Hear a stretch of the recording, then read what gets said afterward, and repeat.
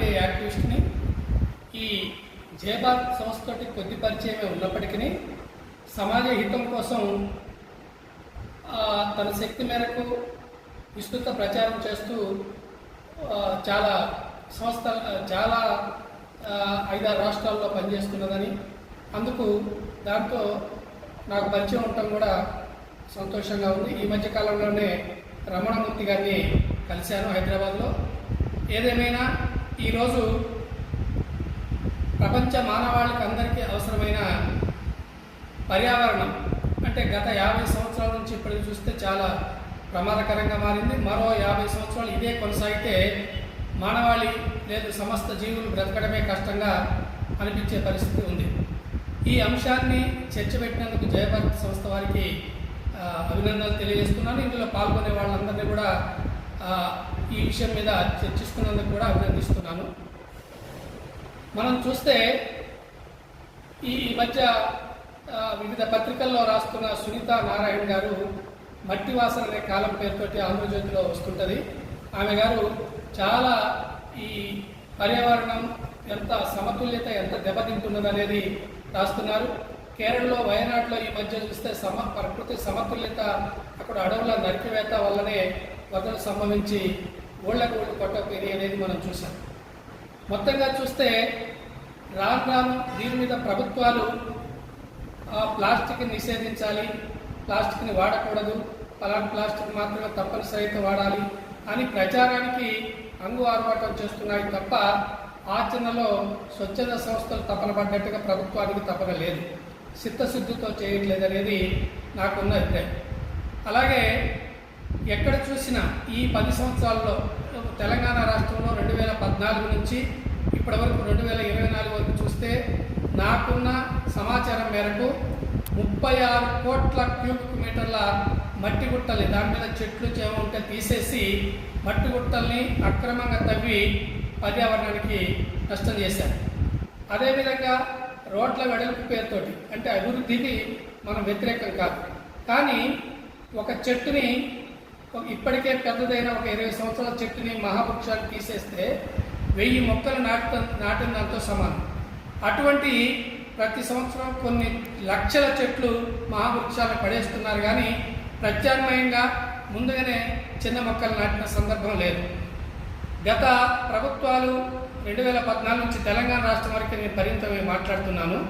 ఇక్కడ ప్రతి సంవత్సరం 5 కోట్ల మొక్కలు నాటుతున్నట్టుగా పర్యావరణం పెద్ద ప్రచారం చేయటమే, కానీ ఆ మొక్కలు ఎంతవరకు డెవలప్ అయినాయి, ఎంత అభివృద్ధి చెందినాయి, అందులో ఎన్ని బతికినాయి అనేది లేదు.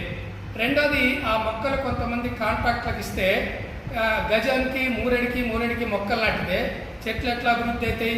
అది చిక్కగా వరి నారు చల్లినట్టుగానే ఉంటుంది తప్ప అభివృద్ధి కావు. అదేవిధంగా 3 అంశాలు: ఒకటి, ప్రకృతికి సహజమైన గుట్టల్ని తవ్వేయడం, మొక్కల్ని పెద్ద మహావృక్షాలు నరకడం, ప్లాస్టిక్ ప్రతి దాంట్లో ప్రతి వినియోగ వస్తువులో ప్లాస్టిక్ని వాడడం. దీనివల్ల బాగా నష్టం జరుగుతుంది.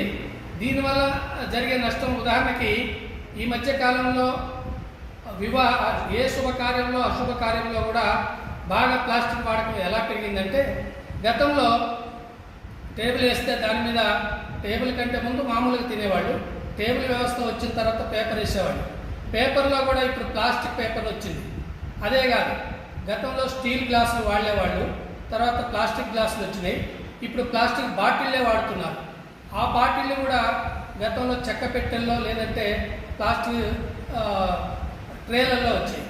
ఆ ట్రేలు కూడా చివరికి ఆ ట్రేలు కూడా మానేసి ఒక డజన్ బాటిల్స్, లీటర్ ఉన్నా, అర లీటర్ ఉన్నా, పావు లీటర్ ఉన్నా, డజన్ బాటిల్స్ ఒకే ప్లాస్టిక్ కవర్లో పట్టుకొని పోయే విధంగా అంత మందమైన ప్లాస్టిక్ వచ్చింది. దీనివల్ల ఆ ప్లాస్టిక్ వాడిన తర్వాత దాన్ని తీసి ఆ బాటిళ్ళు అవి చెత్త కుప్పలో వేస్తారు, అవి తీసపోయి పక్కన పడేస్తారు. ఇదంతా పర్యావరణానికి నష్టం, రీసైక్లింగ్ చేయరు. కొంతమంది ఇప్పుడు జయభారత్లో పనిచేస్తున్న వాళ్ళు చేసేదంటే తప్పనిసరిగా పాల ప్యాకెట్ లాంటి అనివార్యంగా వాడినప్పుడు వాటిని తిరిగి భద్రతంగా చేసి మళ్ళీ రీసైక్లింగ్ ఇస్తున్నారు, కానీ అందరూ ఈ పని చేయట్లేదు. ప్రభుత్వం ప్రచారం చేసి అప్పుడప్పుడు ప్రభుత్వ కార్యక్రమంగా మాత్రమే నామమాత్రంగా ఇది చేస్తున్నది.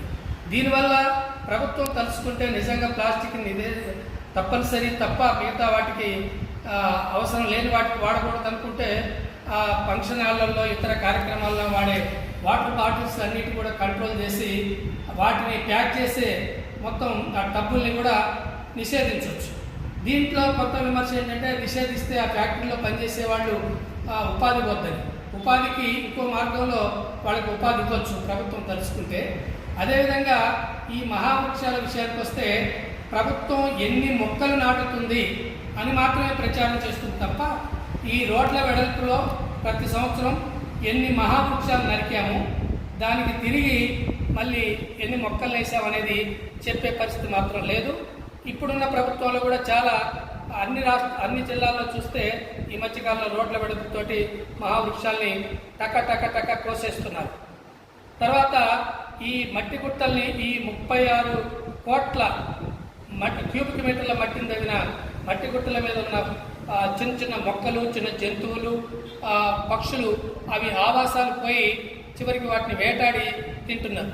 ఇది ప్రకృతిలో ఈ జీవ సమతుల్యత లేనప్పుడు ఖచ్చితంగా అనివార్యమైన భూకంపాలు కానీ ఇతర అనివార్యమైన జబ్బులు కానీ వైరస్లు కానీ వచ్చే ప్రమాదం ఉంది.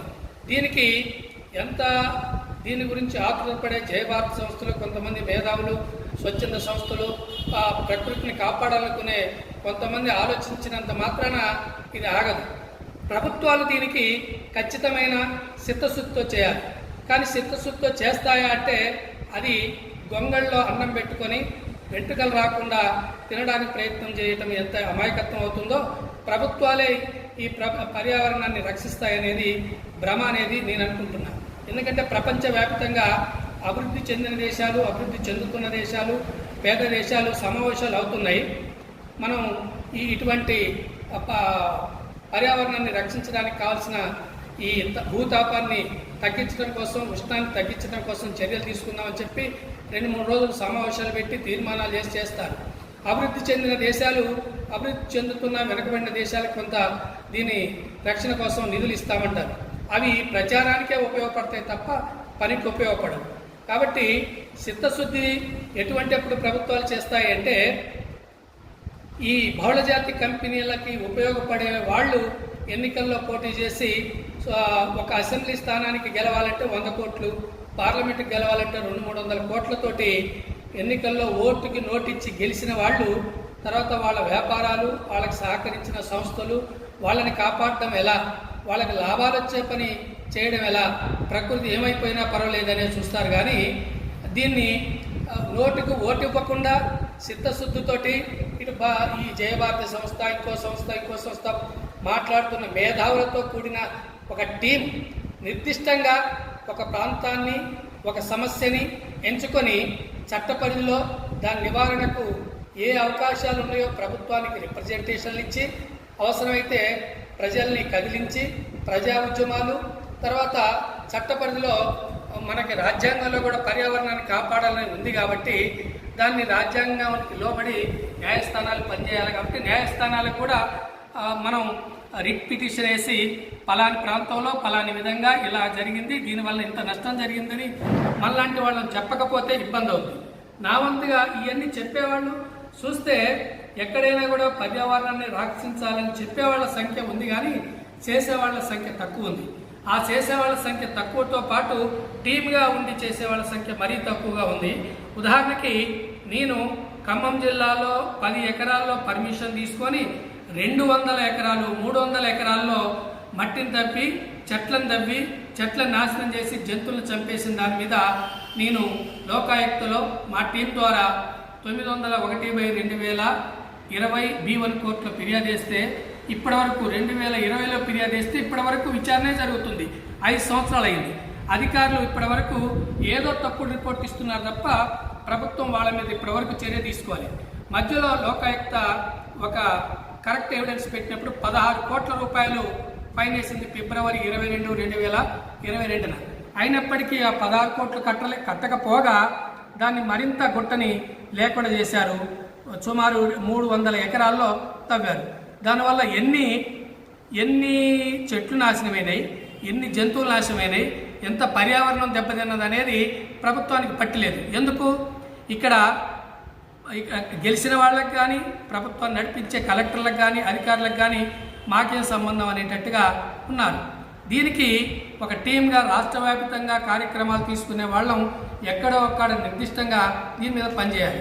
అలాగే ఈ మధ్య కాలంలో మావోయిస్టులని విపరీతంగా చంపేస్తున్నారు. సరే, చట్టబద్ధమైన కార్యక్రమాలకే మనం సహకరించాలి, వాళ్ళు చట్టవిరుద్ధంగా వ్యవహరిస్తున్నారనేది ప్రభుత్వ ఆరోపణ. అయినప్పుడు వాళ్ళు దేనికోసం పోరాడుతున్నారో తీసుకొని వాళ్ళ సమస్య చట్టబద్ధమైందంటే పరిష్కరించాలి. కానీ ఈ మధ్య కేంద్ర మంత్రి హోంశాఖ మంత్రి 2026 కల్లా వాళ్ళని అక్కడ అబుజ్మడ్లో లేకుండా చేస్తామని అన్నారు. అబుజ్మడ్ అనేది కొన్ని వందల వేల చదరపు కిలోమీటర్ల ఫారెస్ట్ డిపార్ట్మెంట్ మన ఫారెస్ట్ ఉంది. మన తెలంగాణ రాష్ట్రం ఆనుకొని ఛత్తీస్గఢ్ మొత్తం కలిపి పూర్వకాలంలోనే అబుజ్మడ్కి పోవాలంటేనే అది కీకారణ్యం దండకారణ్యం లాగా ఉంది. ఇప్పుడు వాటన్నిటినీ బోర్డులాగా కొట్టేసి అక్కడున్న ఖనిజాలన్నింటినీ బహుళజాతి కంపెనీలకి ఇతర పరదేశీ కంపెనీలకి ఇచ్చి తవ్వి అక్కడి నుంచి ఆదివాసీలను తరిమేయాలి అనే కుట్ర దీని వెనక జరుగుతున్నది. గతంలో కూడా అదే జరిగింది. మనం చూస్తే గత 30-40 సంవత్సరాల కాలంలో చూస్తే పోడు భూముల పేరుతోటి విపరీతంగా నరికారు. అయితే గిరిజనులు అడవిని ఎప్పుడు నాశనం చేయరు. వాళ్ళ వృత్తికి అవసరమైనంత వరకు సాగు చేసుకుంటారు, అడవిని వాళ్ళే రక్షించుకుంటారు.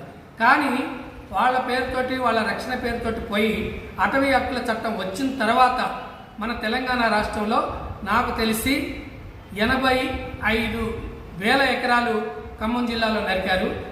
టోటల్గా చూసినప్పుడు ఒక 5-6 లక్షల హెక్టార్ల అడవిని నరికేసి పోడు భూములకు పట్టాలు ఇచ్చారు. దాని మీద రికార్డు ఎవిడెన్స్ తోటి కూడా మేము లోకాయుక్తలో కేసులు వేసాం. కానీ పదే అబద్ధాలు చెప్తూ అధికారులు వాళ్ళ లంచాల కోసం పనిచేస్తుంది. ఈ మధ్య తెలంగాణ ప్రభుత్వం గిరిజనేతరులకు కూడా మేము పట్టాలు ఇస్తామని చెప్పి చట్టంలో అవకాశం లేనప్పటికీ తీసుకొచ్చింది. ఇస్తే మంచిదే, కానీ ఇస్తున్నారనే పేరుతోటి దాని మీద పైరవీకారులు మీరు ఎంతైనా అడవి నరుక్కోండి మేము పట్టాలు ఇప్పిస్తామని చెప్పి ప్రతి జిల్లాలో లక్షల ఎకరాలకి నరికిటెట్ చేశారు. ఇది ఎవరు ఆపాలి? ప్రభుత్వాలు ఆపాలి. ప్రభుత్వాలే వాళ్ళ అవసరం కోసం ప్రజల్ని మభ్యపెట్టడం కోసం ఇటువంటి పనులు చేస్తున్నప్పుడు మనలాంటి స్వచ్ఛంద సంస్థలు పనిచేయాలి. ఇదే కాదు, ఈ పట్టణాల్లో పోతే పట్టణాల్లో ఒక పట్టణం నుంచి ఇంకో ఏరియా తిరిగితే ఎక్కడ కూడా ప్లాస్టిక్ కుప్పలు ఉంటున్నది. దాన్ని రీసైక్లింగ్కి తీసుకుపోకపోగా దాన్ని కాల్చేస్తున్నారు. కాలిస్తే అదంతా కూడా కాలుష్యం అయ్యి మొత్తం చెడు వాసన వచ్చి దానివల్ల ఎంతమంది చనిపోతున్నారో, ఎంతమంది ఆసుపత్రుల పాలవుతున్నారో పట్టించుకునే నాదుడు లేడు. ఈ మధ్యకాలంలో నాకు తెలిసిన మా ఫ్రెండ్ వాళ్ళ కూతురు జయభారత్లోనే పనిచేస్తారు. ఆయన గారి కూతురు ఈ చెడు గాలి పీల్చి హాస్పిటల్ పాలైతే ఖమ్మం తీసుకొచ్చారు. తర్వాత కోటయ్య ఆయన పేరు. వాళ్ళ కూతురుని హైదరాబాద్ తీసుకపోతే 8 లక్షలు అయింది. అంటే విషవాయువుని పీలిస్తే 8 లక్షలు ఖర్చు పెడితే కార్పొరేట్ హాస్పిటల్లో ఆ పేదవాళ్ళని ఎవరు రక్షించాలి? ఢిల్లీలో ఇప్పటికే విపరీతంగా ప్రతి చలికాలం రాగానే అది ఆక్సిజన్ దొరకట్లేదని మాస్కులు పెట్టుకుంటున్నారు. రేపు ఇదే పరిస్థితి కొనసాగితే ఇంకో 50 సంవత్సరాల తర్వాత ఖచ్చితంగా మాస్కు లేని ఇవాళ సెల్ ఫోన్ లేని మనిషి ఎట్టయితే లేడో మాస్కులు గ్యాస్ సిలిండర్లు వెనక ఒక సిలిండరు ముందు మూతికి ముంతలాగా పెట్టుకొని తప్ప బ్రతకలేని పరిస్థితి వస్తే ఇంకా 100 సంవత్సరాలు, లక్షల సంవత్సరాల మానవ క్రమంలో పరిణామ క్రమంలో ఇంత ప్రమాదం ఎప్పుడు జరగలేదు. పారిశ్రామికీకరణని, యాంత్రీకరణని, సాంకేతికతని మనం వ్యతిరేకించాల్సిన అవసరం లేదు. కానీ అదే సందర్భంలో కొందరి లాభాల కోసం ప్రకృతి ఏమైనా పర్వాలేదనే పేరుతోటి చేస్తున్నారు. ఇది ప్రమాదకరం. ఈ ప్రమాదకరం అని చెప్పే మన ఒక్కళ్ళకే కాదు కదా, కేవలం కొంతమందికే కాదు కదా, మొత్తం మానవాళికే ప్రమాదం. కాబట్టి దీని మీద ఎక్కడో ఒక్కడ దీని మీద ఒక విప్లవం, పర్యావరణ రక్షణ విప్లవం తయారైతే అప్పటికైనా ప్రభుత్వాలు కదులుతాయేమో అనేది చూడాలి. ఏదేమైనా అంతేకాదు, కోనోకార్పస్ అనే మొక్కల్ని ఈ మధ్య అక్కడక్కడ నరుకుతున్నారు. మరి నరుకుతున్నారు ఏంటని ఆర్టీఐ ద్వారా మేము దరఖాస్తు పెడితే అది విషవాయువులను వెదజల్లుతున్నది, అందుకనే వాటిని నరుకుతున్నామని చెప్తున్నారు. కరెక్టే, విషవాయువులను వెదజల్లుతున్నారు కాబట్టి నరికేటట్లయితే అసలు ప్రభుత్వం వాటిని ఫస్ట్ ప్రభుత్వమే పంపిణీ చేసి నాటింది. అప్పుడు దానికి సూచనలు, సలహాలు ఇచ్చి ఇది ప్రజలకి ఆక్సిజన్ ఇచ్చేదా కాదా, పర్యావరణానికి నష్టం చేసేదా, లేదంటే మనకి నీడనిచ్చేదా, ఆక్సిజన్ ఇచ్చేదా, మనుషులకు నష్టం చేసేదా అని ఆలోచించాలి కదా. కాబట్టి మొక్కలు నాటాలి కాబట్టి తేలికపాటి దొరికే ఒక కంపెనీ మొక్కలను ప్రొడ్యూస్ చేస్తే అక్కడ నుంచి కొనుక్కొచ్చి తీసుకొచ్చి నాటుతున్నారనేది దీన్ని బట్టి అర్థమవుతుంది. ఇటువంటి మొక్కలు మీరు రాష్ట్రంలో హైదరాబాద్ సిటీ ఒక్కటే కాదు, తెలంగాణ రాష్ట్రంలో ఎక్కడ ఏ పల్లెలో, ఏ పట్టణంలో, ఏ నగరంలో, ఏ వీధిలో ఎక్కడ చూసినా ఇవి నాకు తెలిసి 50 కోట్ల మొక్కలు ఇటువంటివి ఉంటాయి. వాటి లక్షణం ఏంటంటే తొందరగా పెరిగి ఒక స్థాయికి ఎదిగిన తర్వాత ఎండాకాలం కూడా ఆకు రాలిపోకుండా పచ్చదనంతో ఉంటుంది. చల్లగా ఉందని మనం అనుకుంటాం, కానీ విషవాయువులు వెదజల్లుతున్నది అనేది ప్రభుత్వమే చెప్తుంది. ఈ మధ్యకాలంలో ఖమ్మంలో కొత్త బస్టాండ్లో మొత్తం ఉన్న మొక్కలు సుమారు 500-600 మొక్కలు నరికారు, కూసుమంచులో నరికారు. నేను వీడియోలో కూడా ఈ కోనోకార్పస్ మొక్కలు నరుకుతున్నారని వస్తున్నది. నిజంగా నరికేటట్లయితే ప్రభుత్వమే దీని మీద ఎక్కడ లేకుండా చేసేసి మంచి మొక్కలు నాటొచ్చు కదా. అసలు నాటేప్పుడు ఎందుకు నాటారు? ఇదంతా కూడా అట్లా చేయాలంటే ప్రభుత్వం మీద మనలాంటి వాళ్ళందరం కూడా ప్రభుత్వానికి రిప్రజెంటేషన్ ఇచ్చి అయినా చర్యలు తీసుకోకపోతే ప్రజా ఒత్తిడి తీసుకొచ్చి ప్రజా ఒత్తిడితో పాటు న్యాయస్థానాల ద్వారా వీటిని అదుపు చేస్తే తప్ప మార్గం లేదు. శాశ్వత పరిష్కారం మాత్రం పర్యావరణాన్ని కాపాడాలనే వాళ్ళు ప్రజాప్రతినిధులుగా ఎన్నికైనప్పుడు ఇదొక్కటే కాదు, ఏదైనా ప్రజలకి మేలు జరగాలి, మేలు చేయాలి, నా వంతుగా ఈ పదవి ద్వారా చట్టసభల్లోకి వెళ్ళి ప్రజలకి ఏం మేలు చేయగలిగితే అది చేయాలనే తపన ఉంది అనుకున్న వాళ్ళు చట్టసభల్లోకి వస్తే తప్ప మనలాంటి వాళ్ళు ఎంత చేసినా చేయాల్సిందే. ఈ చేయటం వల్లనే కదా మనం ఈ చర్చ చేసేది, ప్రజల్లోకి వెళ్ళేది. కానీ కేవలం చర్చల ద్వారా సమస్య పరిష్కారం కాదు. అది చర్చించటంతో పాటు ఒక సమూహంగా ఒక ప్రత్యేక కార్యక్రమాన్ని ఏదైతే ప్రజలందరూ ఆమోదించేది, అందరికీ ఇబ్బంది కలిగించేది ఉందో, ఇప్పుడు రమణమూర్తి గారు మాట్లాడుతున్న సందర్భంలో ఆయన అంత పెద్ద వయసు అయ్యుండి కూడా కంటి ఆపరేషన్ చేయించి కూడా ఆయన కంచు గంటాన్ని మంచిగా మోగిస్తూ ఆయన గొంతే ఆయనకి చాలా ఎసెట్. దాంతోపాటు వివిధ సిద్ధాంతాల మీద, వివిధ మేధావుల యొక్క త్యాగాల మీద చాలా అవగాహన ఉంది. భాష మీద కూడా హిందీ, ఇంగ్లీష్, తెలుగు భాష మీద కూడా పట్టుండి ఆ వయసులో అంత పెద్ద ప్రయత్నం చేస్తున్నారు. కాబట్టి అటువంటి వారిని అభినందించాలి. వారి యొక్క ఆలోచనలు మనం కూడా తీసుకొని దాన్ని మరింత ముందుకు తీసుకుపోవడం కోసం వివిధ సంస్థల్లో వివిధ రూపాల్లో ఒకే సంస్థ పేరుతో చేయకపోవచ్చు, కానీ వేరు పేర్లతోటి మంచి ఏం చేస్తున్నారు అని చూసి ఇందాక మనవాడు మురళి గారు వీళ్ళు మాట్లాడినప్పుడు ఏ సిద్ధాంతమైనా ఏ మేధావైనా చెప్పే దాంట్లో మంచి ఏదున్నా తీసుకొని అది ప్రజలకు ఉపయోగపడేదా కాదా, ఏది సత్యం, ఏది ఆచరణీయమైంది అనేది తీసుకొని ఆ విధంగా ముందుకు పోవటానికి మనందరం కృషి చేద్దామని నేను ఒక ఆర్టీఐ యాక్టివిస్ట్గా ఇప్పటికే 17,000 దరఖాస్తులు పెట్టి 17 కేసులు ఈ 4 సంవత్సరాల్లో ఎదుర్కొని చాలాసార్లు జైలుకి వెళ్ళి చివరికి నన్ను ఒక దశలో వీడు మాటింటలేదు, లొంగిపోవటం లేదు, 5 కోట్లు ఇస్తానన్నా కూడా ఆగట్లేదని చెప్పి మార్చి 13, 2023 కిడ్నాప్ చేసి ఎన్కౌంటర్ చేయడానికి తీసుకెళ్ళి ఏరే ప్రజలందరికీ అది టక్కన తెలియడం వల్ల డీజీపీ తోటి ఒక పొలిటికల్ నాయకులు కూడా వాళ్ళకి తెలిసి మాట్లాడటం వల్ల ఆ రోజు ఎన్కౌంటర్ ఆగింది. ఆ తర్వాత నన్ను ఎన్కౌంటర్ చేయించడానికి ప్రయత్నం చేసిన వాళ్ళ మీద నేనేం చేయాలో చేసి 50,000 మెజార్టీతోటి ఓడించే దాంట్లో నా కీలక పాత్ర వహించాను. ఏదేమైనా శేష జీవితంలో సమాజ హితానికి ఉపయోగపడే ఏ సంస్థ పనిచేసినా కూడా మానవులంతా సమానులే, ఈ ప్రకృతి సంపదలు అందరికీ చెందాలి, దాని వంతు మనం ప్రయత్నం చేద్దాము. మన ఆరోగ్యాన్ని చూసుకుంటూ మన కన్న తల్లిదండ్రులని, మన జీవిత భాగస్వామిని కనీస అవసరాలు తీరుస్తూ దేశానికి ఎంతవరకు ప్రజా ప్రయోజనానికి, ప్రపంచానికి, పర్యావరణానికి ఎంతవరకు మేలు చేయగలిగితే అంతవరకు చేద్దామనే దాంట్లో నా వంతుగా నేను కలిసి వస్తానని, నా పరిమితి మేరకు నేను సహకరిస్తానని తెలియజేస్తూ జయభారతి ద్వారా ఈ అవకాశం ఇచ్చినందుకు నిర్వాహకులకి కృతజ్ఞతలు తెలియజేస్తూ సెలవు.